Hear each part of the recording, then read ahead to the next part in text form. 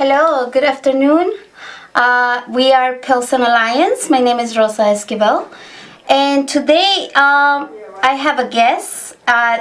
He is one of our new organizers in Pilsen Alliance. His name is Jonathan Mendoza. Thank you for being here. Thank you. I'm just going to ask you to introduce yourself and say just a little bit about you. Yeah.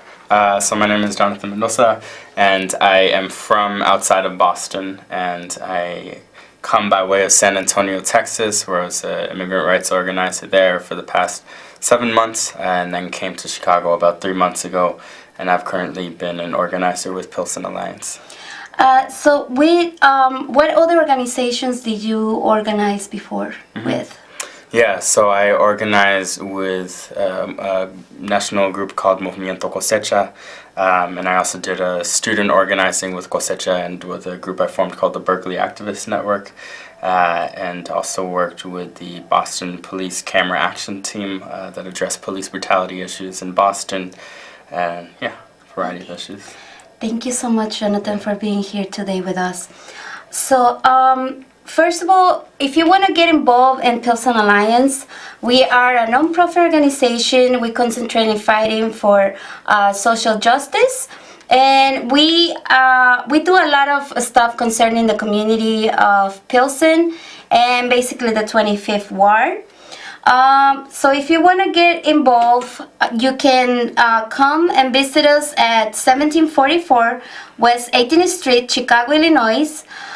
You can call 312-243-5440, or you can also go to our page, send us an email at thepilsenalliance.org, or visit our Facebook page or Twitter.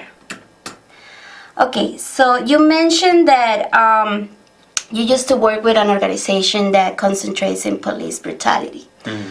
This is an issue that we see growing more and more, where police have been killing a lot of folks, from our brothers from our black community. Mm-hmm. This is something that we see more and more. Just to mention some names, we have Tavon Martin, Michael Brown, Eric Garner, Tamir Rice, Freddie Gray, Sandra Bland, Alton Sterling, Philando Castile, Walter Scott, and John Crawford. This is just some names to mention, right? All of these people have been killed by police, and a lot of the times they haven't been found guilty of these killings, right? So, but we have one here in Chicago, right? I don't know if you're familiar with the case of Laquan McDonald. Mm-hmm. What can you tell me about what you know about what is happening in this community and the struggle that they go through every day, you know, that they go out through the streets to work, to just go to the store, and then all of a sudden, just because you are seeing in a certain way, you are a menace to the police. Mm-hmm. And all of a sudden, a shooting happens, and nobody knows exactly what was the crime committed, right? Mm-hmm. Because there's always something that the police makes up, you know, that they were afraid, or that the person had a gun. So what do you think, as a young person, as a young organizer, what is your view in all this that is happening? Mm-hmm. Yeah, so I think, you know, I personally can't speak to mm-hmm. that experience. I think, honestly, that folks live in parallel but extremely distinct universes, right? What is it to walk through a store as a white person? What is it to walk through a store as an undocumented person, as mm-hmm. a black person, as a black undocumented person? I think the reality is that I've spent 23, almost 24 years of my life consistently not in fear of police in the way that black folks are. So that is not something that I can speak to directly, but I can speak to the safety that I feel that my students have not that my co-organizers have not, my friends, neighbors, people who consistently have shared stories about being followed by everyday civilians, by law enforcement, to their workplace, in their college campuses, having the police called on you for taking a nap in your own dorm. You know, that's something that I have done dozens and dozens of times and I have never thought twice about. But the reality is that folks of color, black folks, white folks, live in extremely different universes right now. Yeah, there's a lot of controversy in the country about what is the cause and the root of all the police brutality, right? So, like you said, as a person who I never felt myself, menaced by police as well. But I seen a lot of my friends, my kids' friends, that they don't feel secure when they go out to the streets and they don't know if something might happen. So there's always that worry, right? That when my son goes out with his friends, I'm always telling him, be careful, it's kind of like we do live in an environment that we don't know exactly what's going to happen because of that, right? Because of the police brutality. So, but I wanted to talk a little bit about Laquan McDonald case, right? So Laquan McDonald was a 17-year-old who was killed here in Chicago.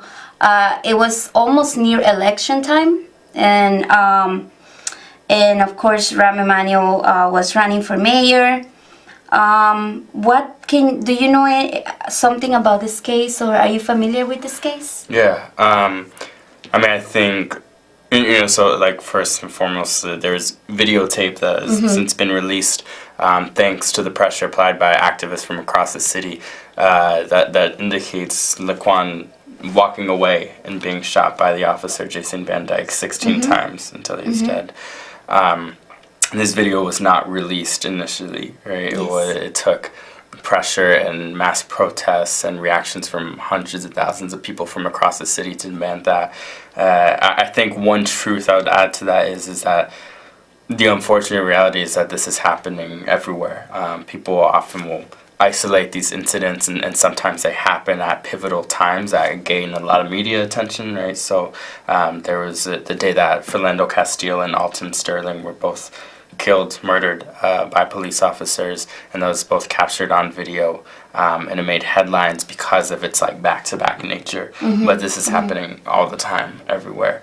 And it's important to uplift these stories and highlight them, and also not forget like how unfortunately common they are. Yes.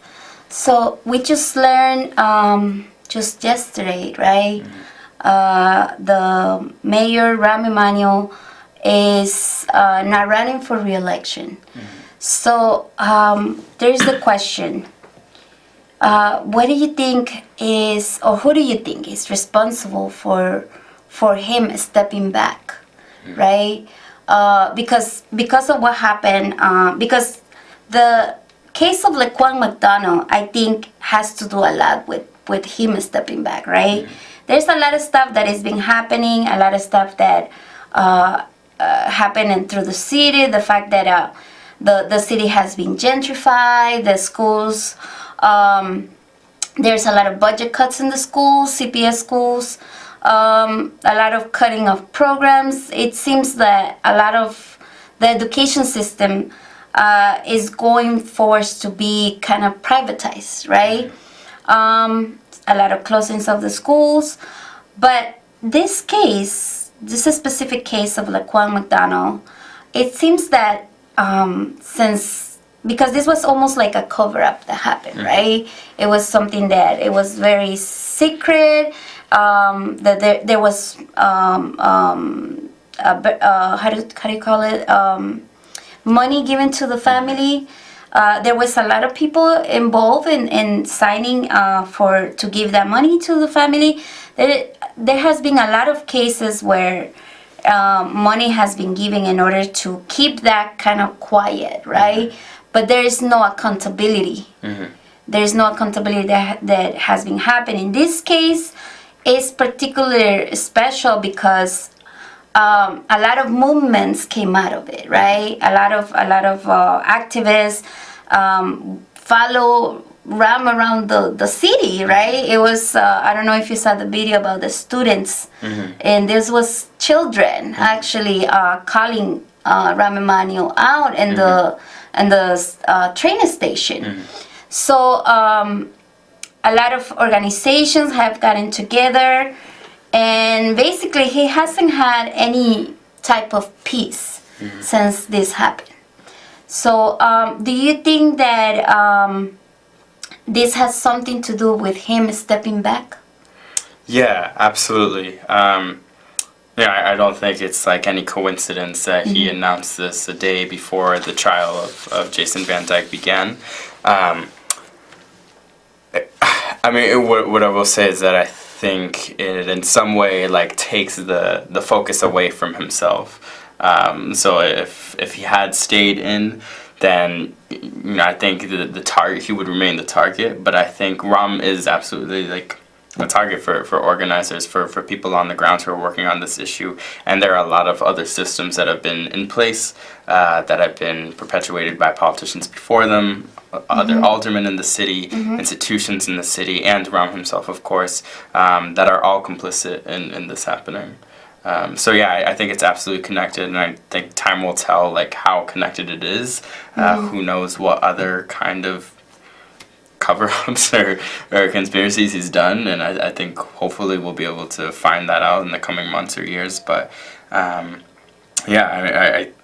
he initiated the Cop Academy, right? The plan for the Cop Academy, which he sort of like muddied the information about when that program was like first proposed, and $95 million. So it's more than what would take to repair all of Chicago's public schools to baseline level, to devote towards this police academy instead of education, instead of funding the communities that are oppressed. So I think he goes beyond the Laquan McDonald case, but it goes into like how he's developed this project and said that it was before or that it was after like some suggestions that he should improve policing, but actually happened before. There were some memos and emails that were discovered about that. And even down to how police are investigated, right? Just the rebranding of like COPA and all these institutions that are meant to like oversee police that don't actually oversee police. Like it's been a failure on so many parts in the policing system, criminal justice, education. People simply aren't being heard. They're not seeing their own agenda in this mayor. And so I think people have had it. It's the work of activists that have really taken him down, which I think is for the better. Yes, so definitely Pilsen Alliance has been involved in with organizations that take part on police accountability. Pilsen Alliance has been supporting CPAC, which is a community, like a community accountability kind of like policy, right? And basically what they want is to have members of the community to be elected in order to kind of like what you say, COPA, but it will be elected by the communities, you know? So we've been a part of it, and if anybody wants to get involved in Pilsen Alliance, again, you can visit us at 1744 West 18th Street. You can call us at 312-243-5440. You can visit our page, thepilsenalliance.org, or you can visit us in our Facebook page. Okay, so you were part of an action this morning, correct? Or I was not, but other people, Pilsen Alliance before. Yeah. So what do you think is gonna happen in this trial, or do you have any views that what could happen? I mean, if history is any indicator, Jason Van Dyke will get let off very easy. Obviously, my hope is that that is not the case. But I have a feeling that part of me believes that Rahm knew that that would happen, and he didn't want that weight to fall on him eventually.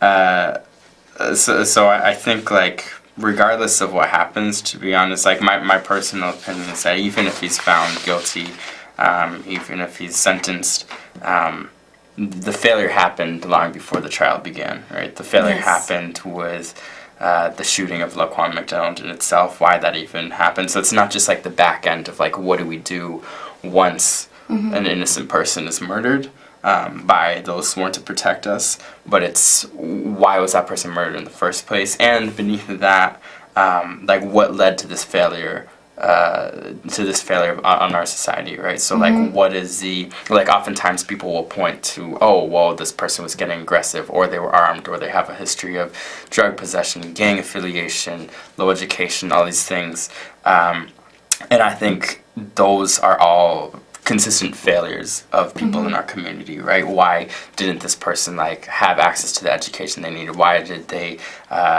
feel compelled to get involved with, like, an illicit economy because they didn't have access to, like, illegal economy, right?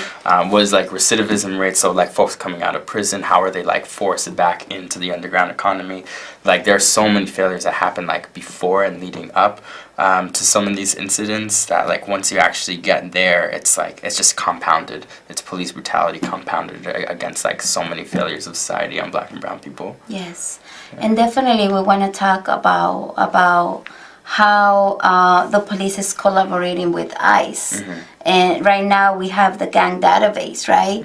And we had people that actually have been arrested for, you know, any type of reason, or for example, in Pilsen, we just had a case of this lady who used to work in a store, and there was an operation by the police in the store, and it ended up they end up arresting the mom, a mom of, I believe she has 3 children, and now she is in proceedings to, you know, to be sent back to their country because the police is collaborating with ICE, right? So we are seeing that as well, you know, connecting those issues, how the police is, you know, kind of doesn't really care about people of color, right? That it's more like, when I talk to people of color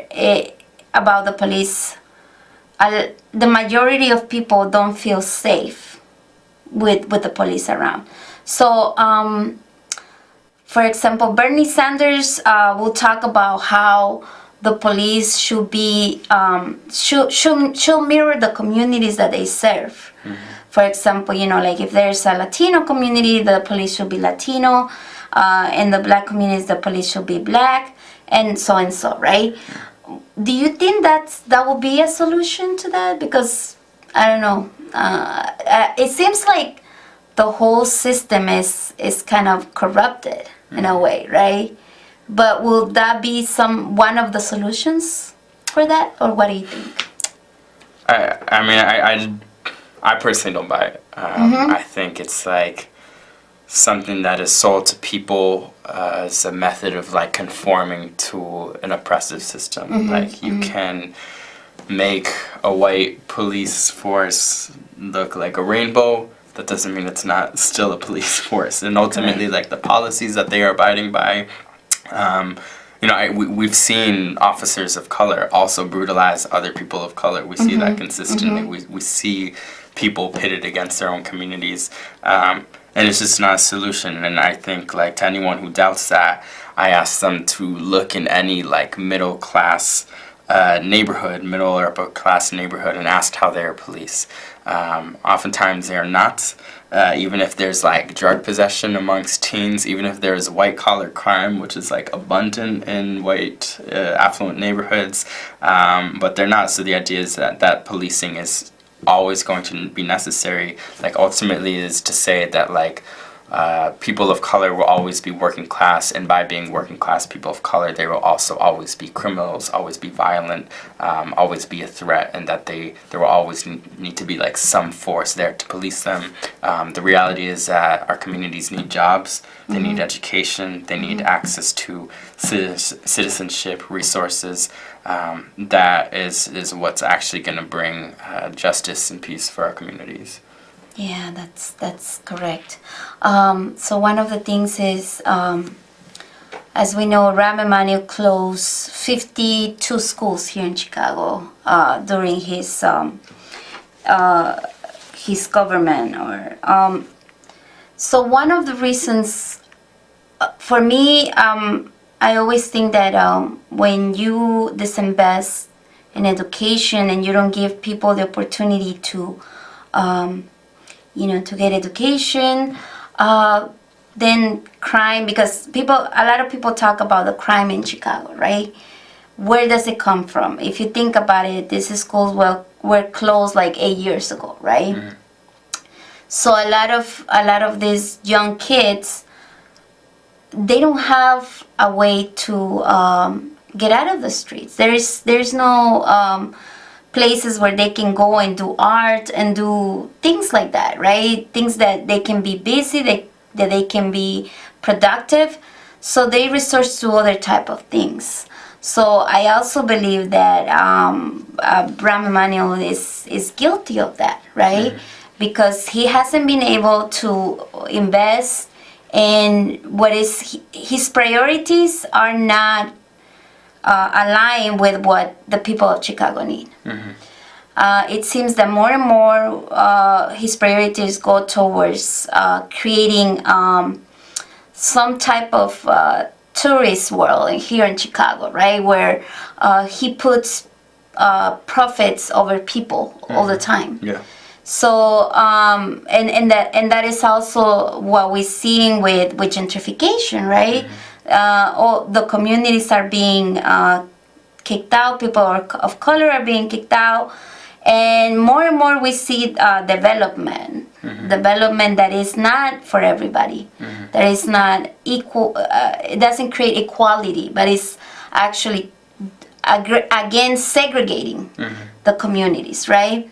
So I believe there has also we did a campaign with Lift the Ban. Mm-hmm. And it was all a coalition as well, where we hit him as well with in different actions and stuff like that. So I believe that he felt the pressure of all that, right? Mm-hmm. So as in today, what could be the future of Chicago, right? And who can be that leader that it's gonna be able to bring the quality that we need here in mm-hmm. Chicago. Yeah. Right? So another thing that I wanted to talk about in a little bit, because there's another controversial thing that is happening with Colin Kaepernick, mm-hmm. Where he started protesting at the games where he was playing football. He started kneeling, right? Mm-hmm. Kneeling to protest police brutality. Now, the question comes with the company right now that it's supporting him, mm-hmm. which is Nike, right? But there's another question there. Is Colin Kaepernick really a true icon of activism? Mm-hmm. Yeah, I think that's a good question. So I personally, I like am very much in favor of like what Colin Kaepernick has done in terms mm-hmm, of like mm-hmm. sparking a conversation. This is like a tactic that has been used by Muhammad Ali mm-hmm. and by a number of like renowned athletes to actually use sports and people's like admiration of them to shed a spotlight mm-hmm. on like what's happening across the country.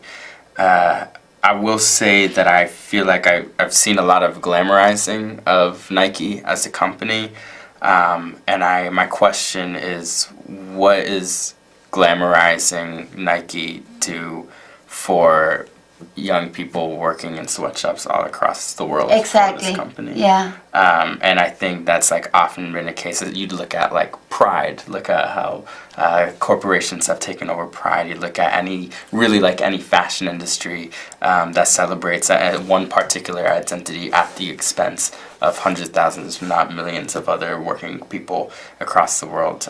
So I really want our movements to detach ourselves from corporations. It's like we said with like the policing thing, that we can like change the face of a corporation, change how it's represented. That doesn't make it not oppressive to millions of people. Thank you so much, Jonathan, for being with us today, and thank you so much for that last thought. And I want to thank you all for being today with us. I am Rosa Esquivel. Have a good afternoon. Thank you so much.